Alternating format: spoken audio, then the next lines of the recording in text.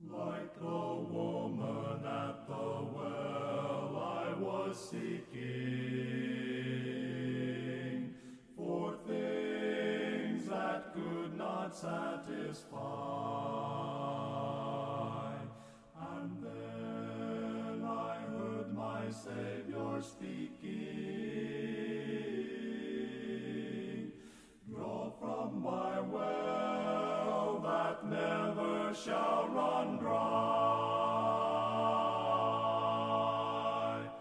Fill my cup, Lord, I lift it up, Lord. Come and quench this thirsting of my soul.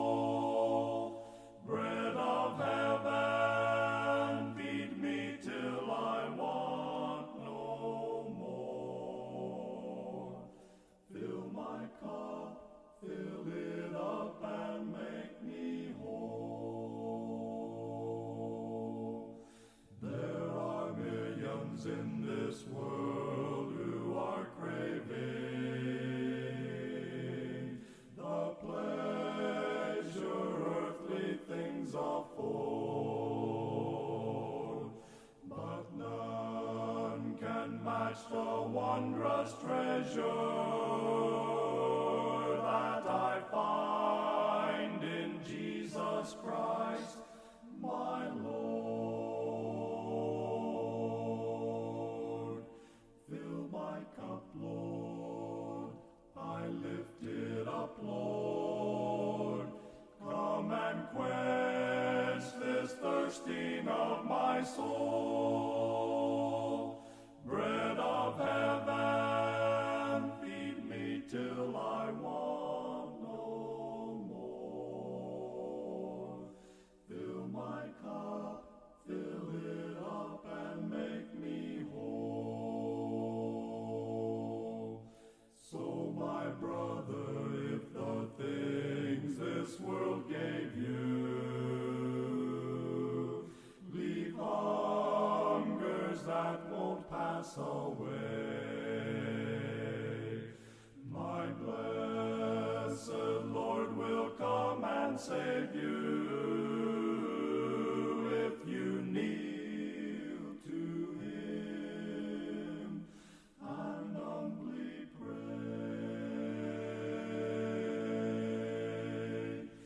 Fill my cup, Lord, I lift it up, Lord.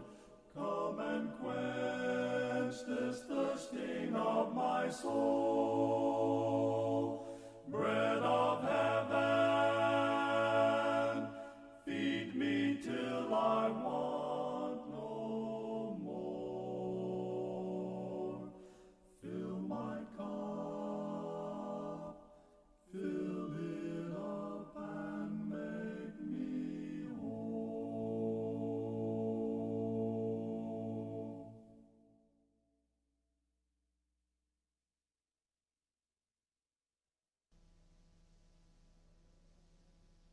Of troubles I've had much more than enough. Many the days my path is rough. Many the days I wonder what to do. But then I talk to my God in prayer, and He assures me that He's right there, and whatsoever may come, He'll see me through. In the arms of sweet deliverance, gonna lay my heavy burden down, and with my Lord I'll abide. When at last my traveling days are done, in the land somewhere beyond the sun, in the arms of sweet deliverance, in the arms of sweet deliverance, I shall rest by and by. I've read in the book how the Lord once said, the rain will fall on the good and the bad, but wise is the man who waits upon the Lord. When trials and sorrows multiply, I will not ask Him the reason why, for strength is mine, only heaven can afford. In the arms of sweet deliverance, I'm gonna lay my heavy burden down, and with my Lord I'll abide. When at last my traveling days are done, in the land somewhere beyond the sun, in the arms of sweet deliverance, in the arms of sweet deliverance, I shall rest by and by. by and by.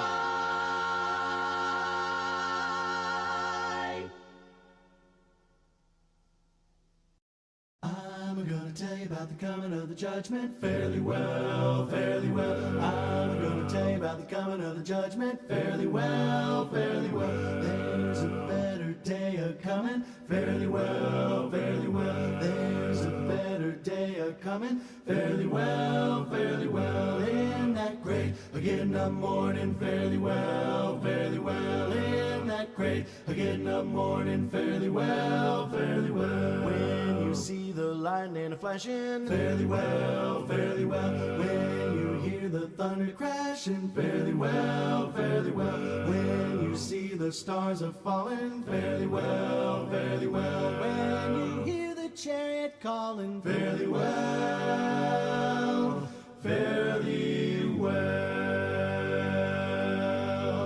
I'm gonna ride the chariot in the morning, Lord. I'm gonna ride the chariot in the morning, Lord. I'm getting ready for the judgment day, my Lord, my Lord. I'm gonna ride the chariot in the morning, Lord. I'm gonna ride the chariot in the morning, Lord. I'm getting ready for the judgment day, my Lord, my Lord. In that great getting up morning fairly well, fairly well. In that great getting up morning fairly well, fairly well. When you see the lightning flashing, when you hear the thunder crashing, when you see the stars a-falling, when you hear the chariots calling, good news, chariots coming, good news, chariots coming, so glad chariots coming, I don't want to be left out. There's a long white robe in heaven, I know, long white robe in heaven, I know, long white robe in heaven, I know. I said good news, chariots coming, good news, chariots coming, so glad chariots coming, I don't want to be left out. Some glad morning when this life is o'er, I'll fly away to a home on God's celestial shore. I'll fly away, fly away. I'll fly away, oh glory. I'll fly away. When I die, hallelujah, by and by. I'll fly away, fly away.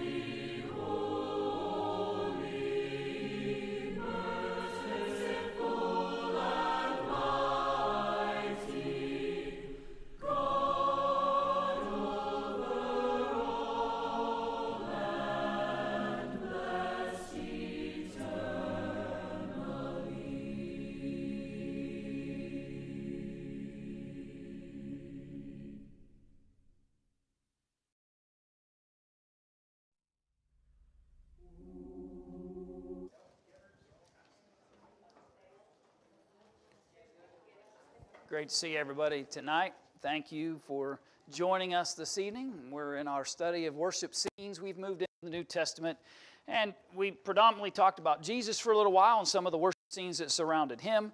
We began to talk Sunday a little bit about the book of Acts and some of the events that happened there. Again, we're not exhaustive. We're not looking at every single scene that happens in the Old and New Testament. Well, we're picking and choosing a little bit to try to just get this imagery of what did worship look like? How did people engage in their worship towards God? What motivated them? Why did they do it? Those are the kinds of things that we've been trying to talk about and learn from various examples. And we're going to continue in our one more text in the book of Acts before we move into some things that Paul taught those in Corinth in our study this evening. So in a moment, we'll be in Acts chapter 20 in our discussion, and we want to look at that for a little while this evening. Lots to be learned really there in that text, and lots of things to unpack.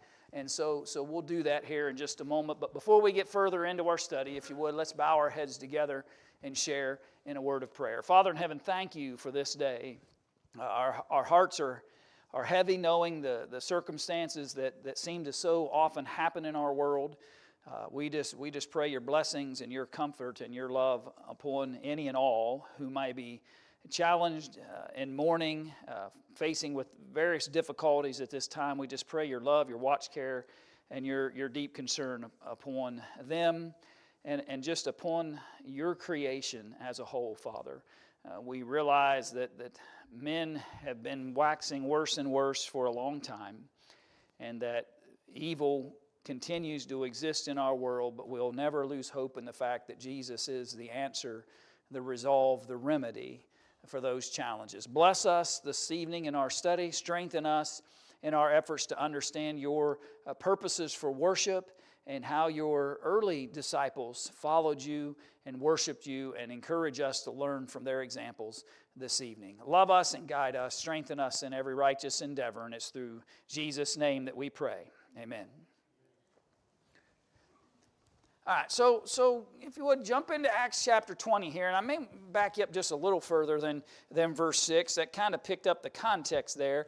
But I want to just note with you just some of the historical backdrop to this scene. What's interesting is Paul has been spending time in various locations, right? And he's traveling from point to point, and sometimes he'll stay longer, depending on how effective the work's going on. And you see that he stayed there in that area of Greece for about 3 months, and then what happens? Who gets involved and upset with him? As they did generally everywhere they encountered Paul. The Jews did, right? The Jews get upset, and so they cause enough trouble that he decides to sail towards Syria. He decides to return through Macedonia, one of the places that he had traveled through. It's interesting that he notes several individuals that were accompanying him, right? He's got travel companions that are traveling with him, and you'll see some of those names resurface, right? Timothy, obviously, we see resurface on multiple occasions. Tychicus, actually, is another individual that Paul notes on various occasions in his writings as being of help to him. So they go as far as Troas, and then they sailed away from Philippi after the days of unleavened bread. So what would that refer to? Yeah, so most likely that is referring to the Passover, right? The days of unleavened bread. That lasted how long? I think 7 days, right? I believe it lasted 7 days long, and then you'd have a Passover Sabbath that would end that stretch. And so Paul referred, by the way, on multiple occasions to the feasts that were going on back in Jerusalem. In fact, there were on different occasions where he purposely made sure he was in Jerusalem when the feast days arrived. And you see Paul doing that. Though Paul has left Judaism, and though he has to stand very firm against even men like Peter when it relates to those who are still trying to teach Old Testament law under Jesus, but I don't believe there's any questioning that Paul still had ties to Jerusalem, and he still had reasons to be back there when the festivals were going on. And you see Paul traveling to those locations in those moments. So they come to Troas in 5 days, and then they wait 7 days, and we arrive at what day of the week in verse 7?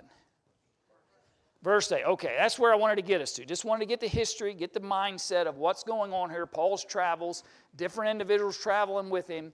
He's come here to Troas, and he waits long enough for the first day of the week to return so that he can do what? Yeah, so he can assemble with the saints there, right? They're meeting on the first day of the week. Read with me. Again, I'm going to chunk it, and then we'll come back and talk about details and things we learned from it. So, upon the first day of the week, when the disciples came together to break bread, Paul preached unto them, ready to depart on the morrow, and continued his speech until midnight. And there were many lights in the upper chamber where they were gathered together. And there sat in a window a certain young man named Eutychus, being fallen into a deep sleep. And as Paul was long preaching, he sunk down with sleep and fell down from the third loft and was taken up dead. Quick side point for preacher's sake, anytime I feel I'm boring to congregations or audiences, I just remind myself that even the great Apostle Paul had a fella fall asleep on him, and I'm just thankful there aren't any windows in this building, or some of you might be in trouble some days, or balcony, right? But here's the scene, right? So Eutychus falls down. Paul had been preaching a long time, and Eutychus dies at the fall. Paul went down and fell on him, and embracing him said, Trouble not yourselves, for this is in life is in him. When he therefore was come up again and had broken bread and eaten, and talked a long while, even till daybreak, or break of day, so he departed, and they brought the young man alive, and were not a little comforted. And Paul then sails away, departs from that region. So now you got the background, you got the scene. So let's go back and think about it a little bit. What's the first thing we typically note when we come to Acts 20 and verse 7? First day of the week. Okay, why such an important emphasis upon the first day of the week? Okay, and what in particular as it relates to the Lord's Supper that's significant about this text? Okay. Is there anything peculiar about Acts 20 and verse 7? Relating to the subject of the Lord's Supper? Well, let me ask it a different way. Is there any other text that references the Lord's Supper being partaken of on the first day of the week? No, not to my knowledge. Not to my knowledge. Right. So there are other texts that talk about partaking. Contextually, you might be able to argue it out of Paul's writings to Corinth, because he tells them upon the first day of the week to do what? Lay by and store, right? And then he has a conversation about their public assemblies. So you might be able to connect the dots a little bit with some of the things that Paul writes to Corinth. But generally speaking, if you're looking for a text that illustrates that the disciples were partaking of the Lord's Supper upon the first day of the week, this is it. To my knowledge, this is the only one we have. Now, is one enough? Yeah, one's enough. But it is just one. Interesting, just for fact's sake, just to make sure we know, what day of the week did Jesus institute it? A Thursday, right? He institutes it on Thursday. As he gathered with his disciples during that Passover week. Dies on Friday, raised on the first day of the week. There's lots and lots of books if you want to study some of those things in more detail, how time worked and calendars worked and all that kind of thing. Not my study tonight with you. But just if you wanted to argue complete and perfect following of Jesus' pattern, then we ought to be partaking when? On Thursday. But what we have here is an example of an apostle illustrating to us that by the time he's meeting in Troas with these folks, when they're assembling to partake of the Lord's Supper, they're doing it upon the first day of the week.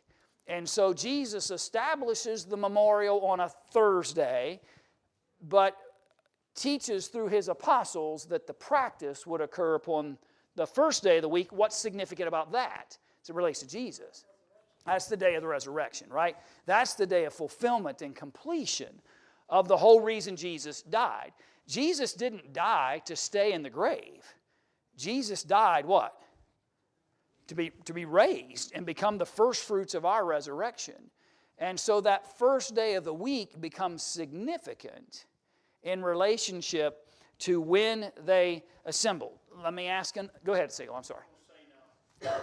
This right here, we're only looking at believing Christians, right? Because the Jews, the unbelievers, they were still celebrating the Sabbath on Saturday.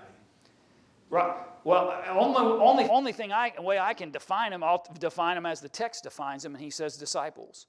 And the only kind of disciples I know are those who are completely following and adhering to Jesus.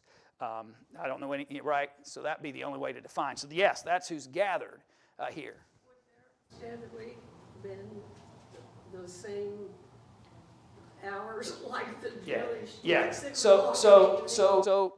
the history bears out, and that's where it can get tricky, right? The history does bear out that by this point in time, they're on Roman calendar, and not on Jewish. Keep in mind, they've been a Roman colony, for lack of a better description of them, for quite a long time prior to this. Rome's in charge of how things function in Jerusalem. There would have been still some Orthodox Jews even in those days that were still following their own calendar. Yes, absolutely, because they would have had to have been doing that if they were trying to honor all of the regulations and the feast days and those kinds of things.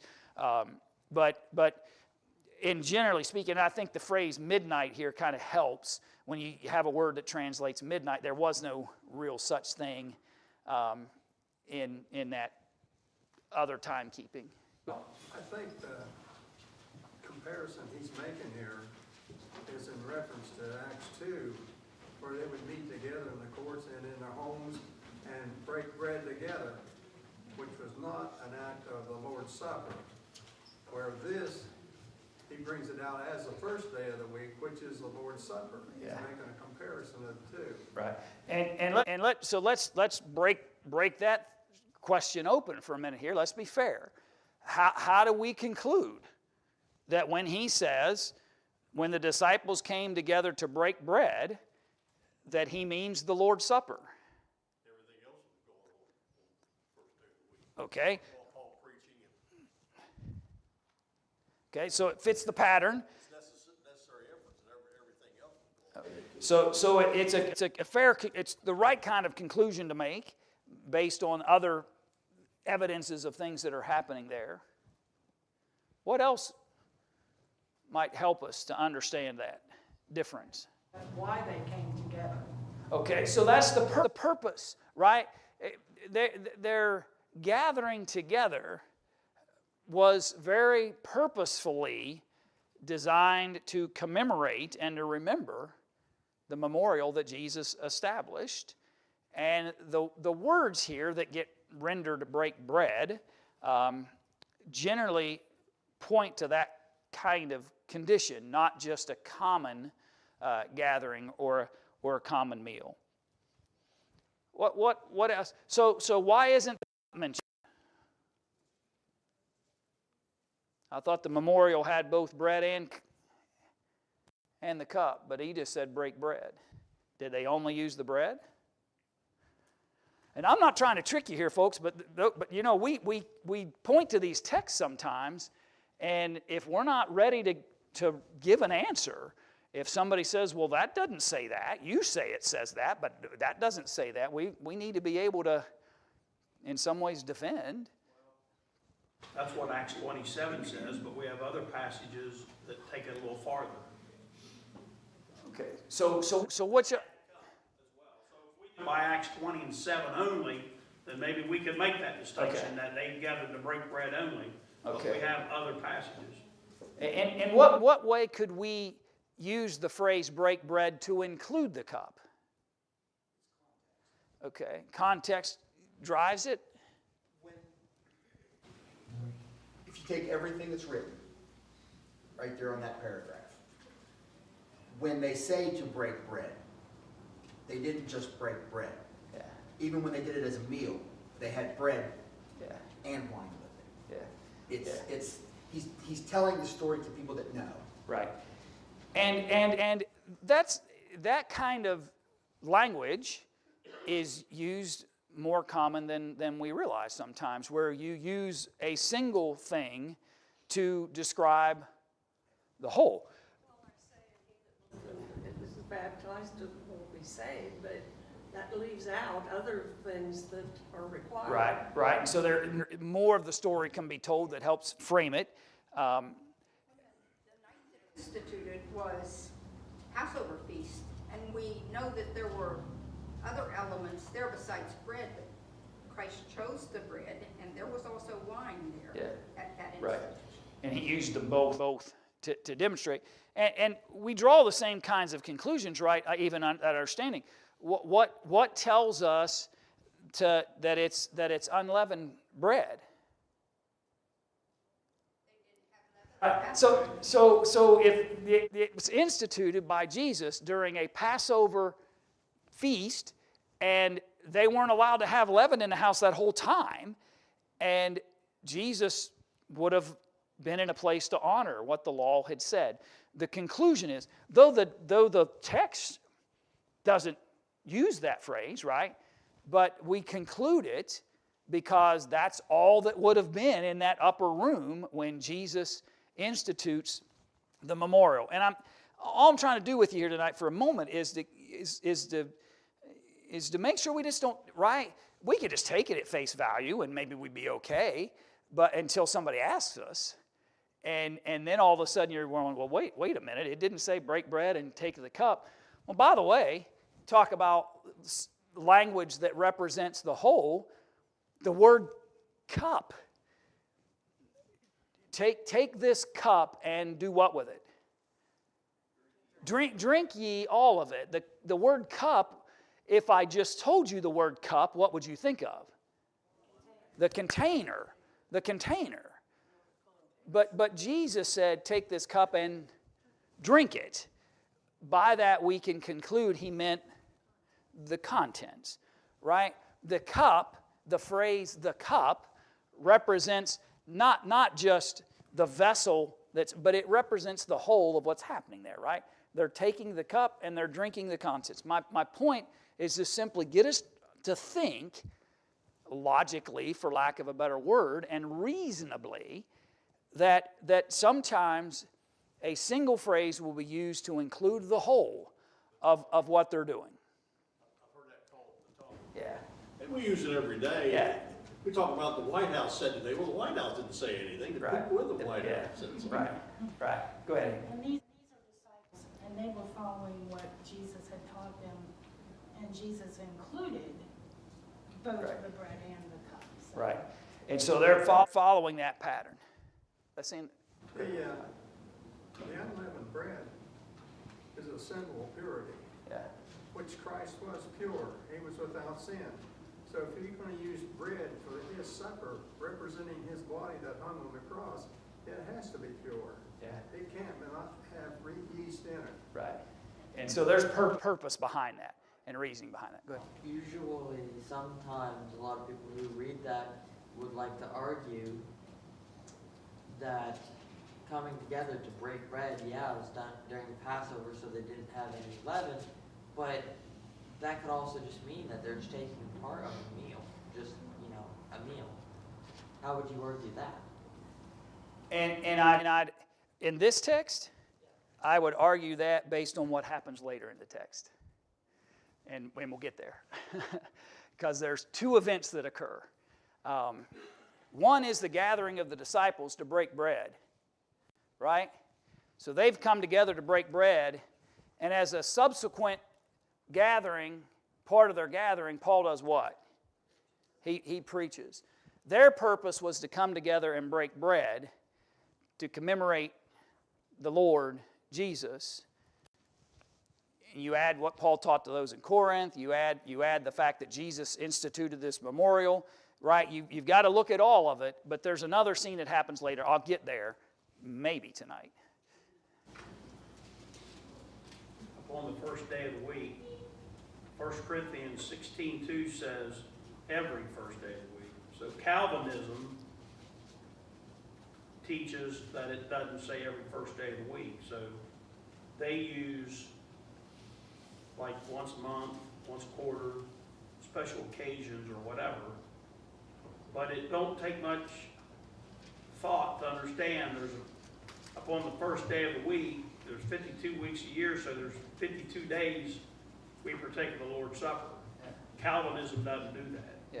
But they give on the first day of the week because it says every first day. And I've talked to several of them about that, maybe you have too, but that's the argument that they make. Okay. And so in several different things happening here, right, in this conversation. But since the text doesn't define, in the same way, by the way, that when the Lord said, remember the Sabbath day and keep it holy, he didn't specify which one there either. And the only fair conclusion then you could make is that they were to honor every Sabbath day. So if they're gathering upon the first day, if that's the example, and it's not specified, then the fairest conclusion you can make is that was their consistent behavior, that they were meeting upon the first day of the week.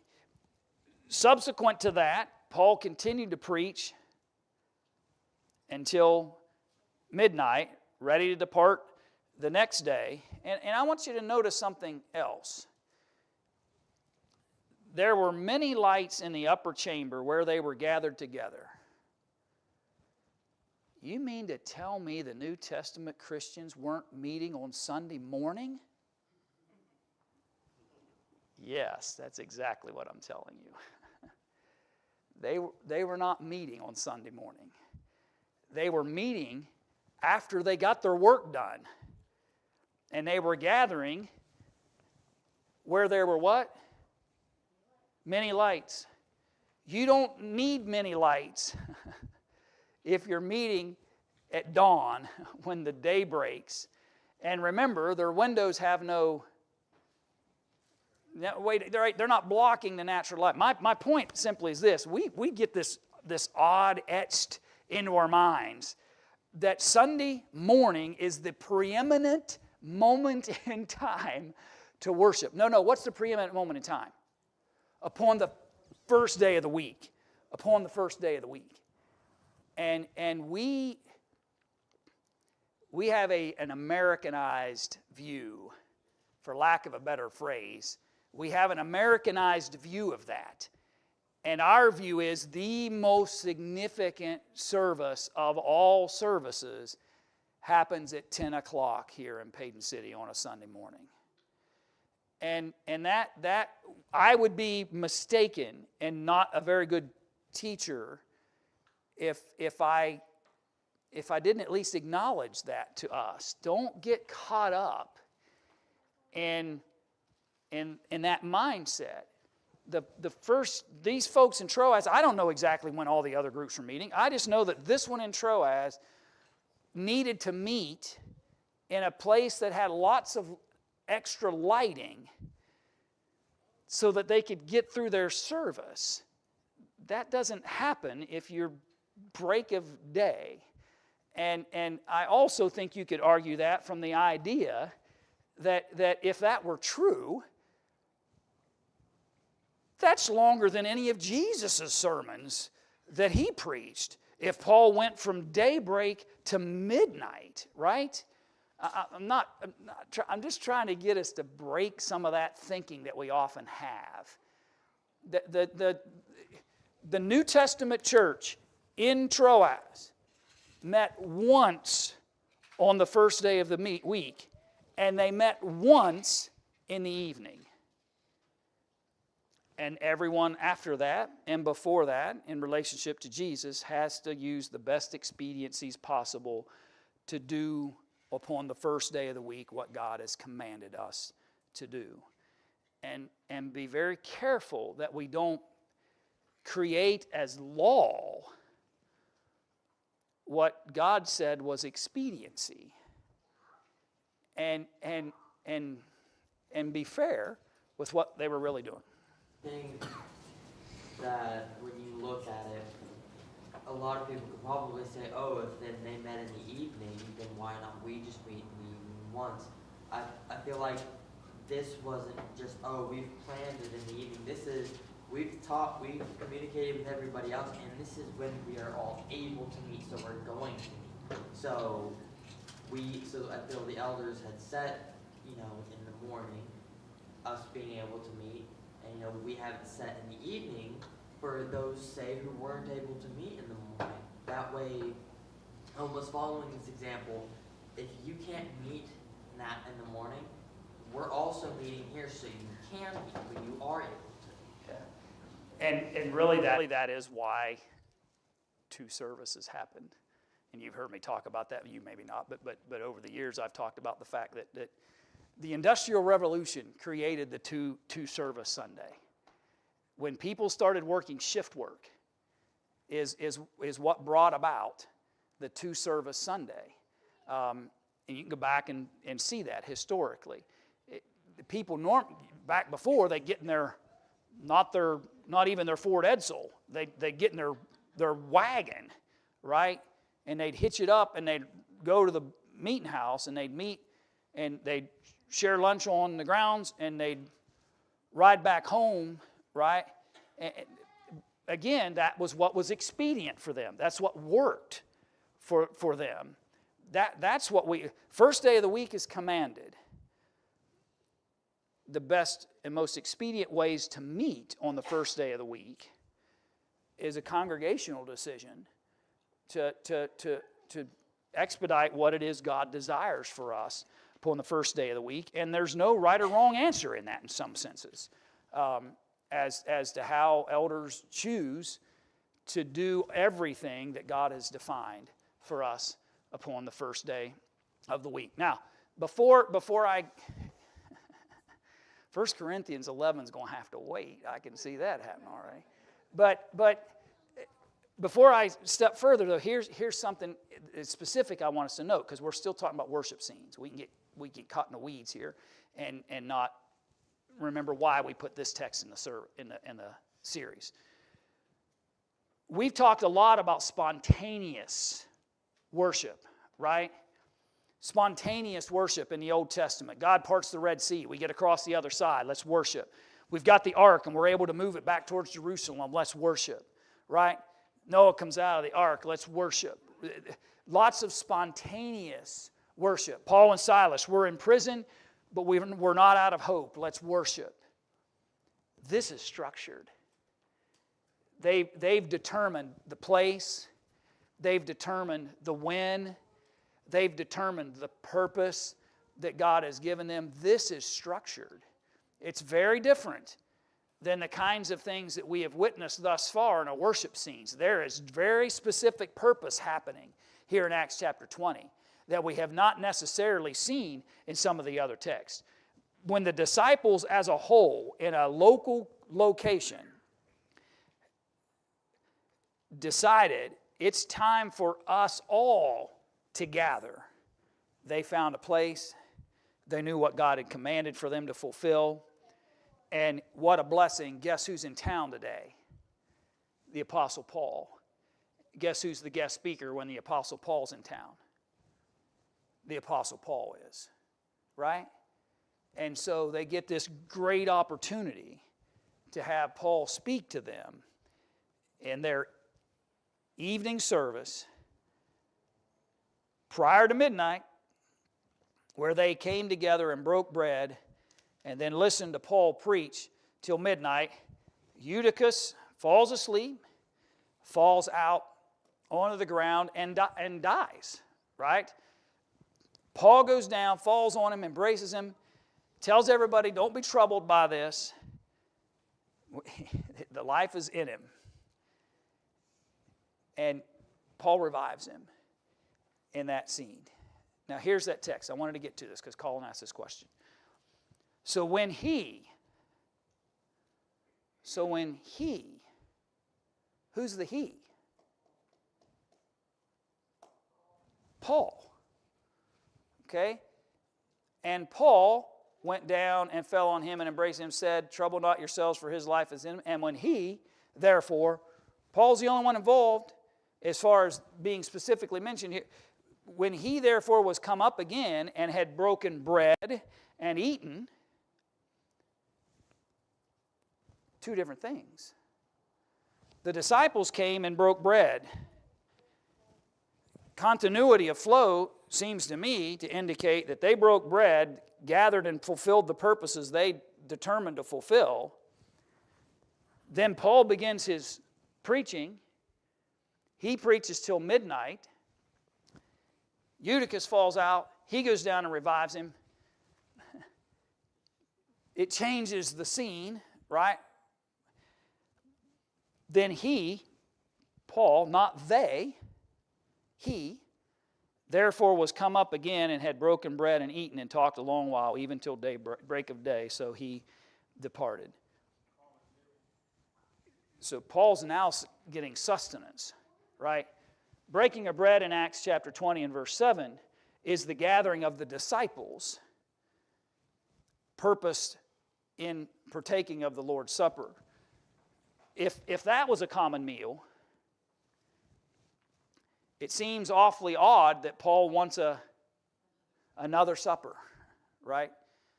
If verse 7 is a common meal, then now all of a sudden Paul wants two dinners. And I'm not trying to be flippant, I'm just trying to get you to see that.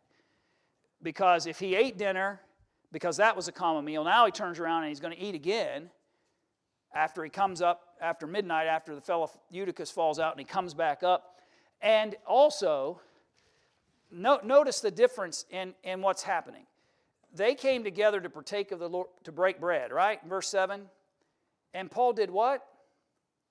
What's the word? Preached unto them. Sounds kind of informal or formal. That's formal, right? That's formal kind of language. Eutychus falls out, he goes down and heals him. And when he therefore came back up, now Paul eats and does what? Talks. He talks. The breaking of bread and the preaching, their formal assembly ended the moment Eutychus falls out of the window. Paul runs down, revives the young man, and then he and any others that may have lived in that house or gathered, they come back up, and Paul eats now to sustain him for his what? His journey. He's about to leave. And so he takes on a common meal, and while doing so, he does what? They sit around, talk till break of day. Yeah, that's a long night. But I imagine if I had a chance to sit and hear what the Apostle Paul could talk about, I'd probably sit there all night too. Right? I'd sit there all night too to hear the teachings and to hear the events and the circumstances. And so lots to unpack here, right? And great questions everybody asked tonight and thoughts you've shared.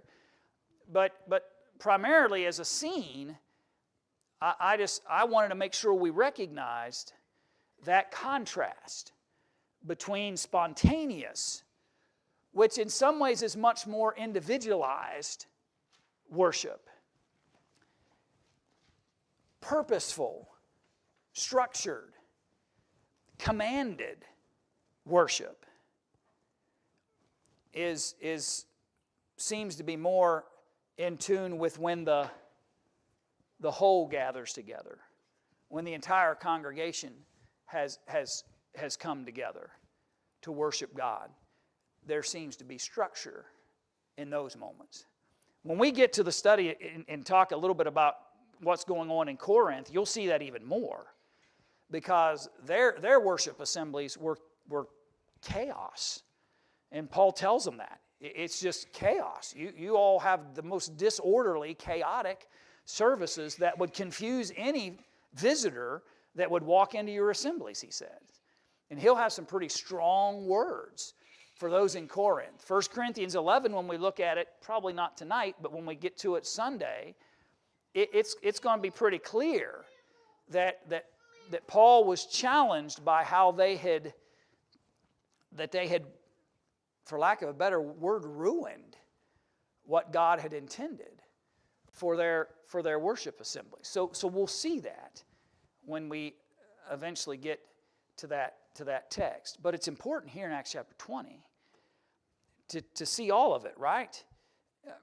The language of verse 7, by the way, you can read from scholarly works, and they'll talk about phrases and words that indicate that verse 7 is the formal partaking of the Lord's Supper, and the language of verse 11 is more informal and common as it relates to a common meal. That's okay. You can use some of those scholarly works if they help you. I think the context just walks us through it that way. And what's happening there, just simple reasoning, helps us understand what's happening, when it's happening, and why it's happening. And you begin to see here in these early days the building blocks of structured worship. They don't have their own buildings per se yet. We've had various scenes in the earliest of disciples after the death, burial, and resurrection of Jesus, particularly when they were all basically still where? In Jerusalem. They were meeting wherever they could find space, or over on Solomon's porch, and any place right at the temple, wherever they could find a place, they would find a place to gather. You'll see various locations.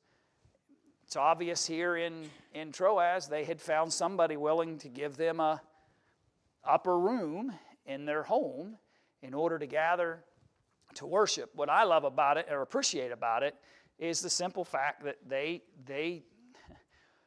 didn't let the hindrances of the lack of convenient ways stop them from gathering in formal efforts to worship God. Do we know anything else they did in this worship? No, and I'm not trying to trick you. All we know they did was they fulfilled the purpose they came to do, to break bread. Then Paul preached a lengthy sermon, had a miracle performed before their very eyes. And then he, along with some others, come back and share some more time together, helping Paul be prepared physically to be able to travel the next day and move on in his work in preaching and teaching the gospel. And Paul had experienced a lot of difficulties, by the way, as it relates to that, in the way that he had to travel, and the places he had to avoid, and the circumstances he would find himself in, and the manner in which he would move about in locations he went. Your thoughts? What did you see? Things I didn't mention. Go ahead. You good? Is it? Oh, no, go ahead. Go ahead, though. I'm going to ask you, when you said they met at the Sunday evening, so if Sunday morning I decide that I'm going to go on a trip, but I'll stop somewhere and have communion that night, that's okay? I can't judge that either way. I can't tell you yes or no if that's okay or not okay. From the past, but the elders decided when we would have our meeting and we were to follow, the elders were our overseers. And if they said Sunday morning at 10 o'clock, then we should be here Sunday morning at 10 o'clock, not somewhere else. Yeah. Because I refuse to go different places because of that. Yeah, and let me, can I answer that first? Yeah, absolutely. And I am careful because I agree with you. That's generally how we've always thought about it, right? Food for thought. can an elder ask of you more than what God has asked of you? So I can't ask of you more than what God has asked of you. Can I have expectations of you? Yeah, I think the elders can have expectations of their memberships to listen to their guidance, to follow their lead, to fulfill what they've requested and asked. And if the elders have asked that people assemble 3 times a week, then the membership, not as a law, but as an understanding that they are part of a congregation, and the elders have asked me of responsibility here, I ought to honor it as it relates to them. Why you see this hesitancy is I'm always careful because we've allowed for things, right? We say that, you got to be here, but we'll say, unless you're what? Unless you're sick, if you're at work, even though the Bible doesn't and say either one of those things, right? So all I'm saying is, if as a, and I'm being hesitant here, Marlene, because I never want to argue against what was done in the past, because what was done in the past doesn't make it right or wrong, right? But should I just skip, knowing that I've got another opportunity later? I think that would show a lot about my attitude, wouldn't it? That would be more between me and God than it would be between me and the eldership. That's my point. I think we're thinking the same thing, just in terms of the obligation is thought of differently. Not because the elders asked me here to be, no, because I want to honor God, and part of honoring God is respect for those who are in leadership roles, respect for what's happening, and it would seem pretty. And I'll be honest with you, if we start down that road, the best thing we could do is go to one service on Sunday. I always try to make plans to stop somewhere Sunday morning for services. Yeah. We go Sunday morning, you know. Right. And here's what's interesting about that. And I'm just playing, just conversational. But and yet, if I'm not where the elders asked me to be, then I'm still not necessarily honoring what they asked of me, right? Even if I'm assembling. And so that's why I'm saying you've got to decide.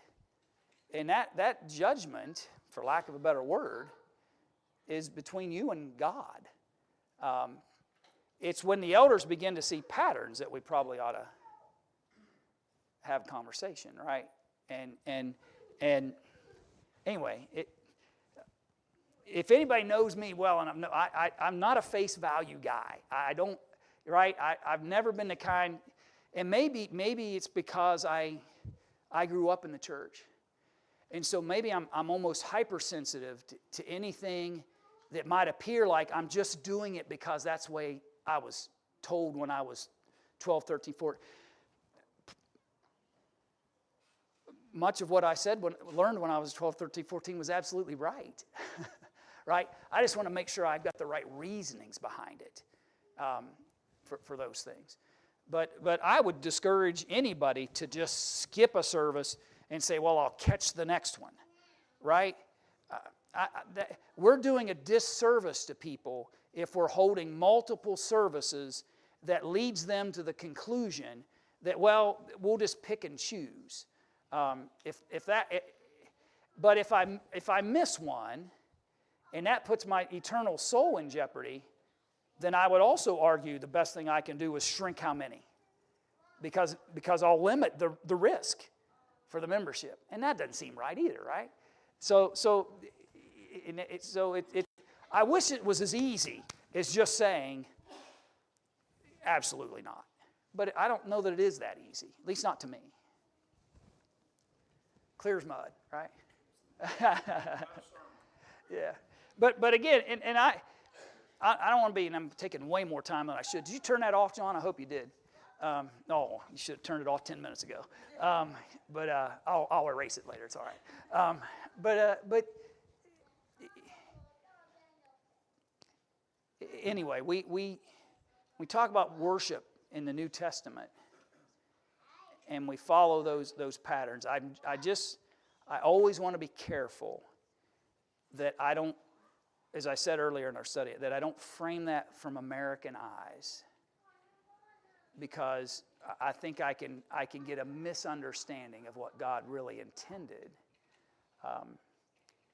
But at the same side, I also understand that why wouldn't people want to gather to worship more?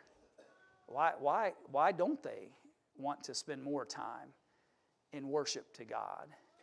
And that's really the reason, right? That's the reason to have more opportunities.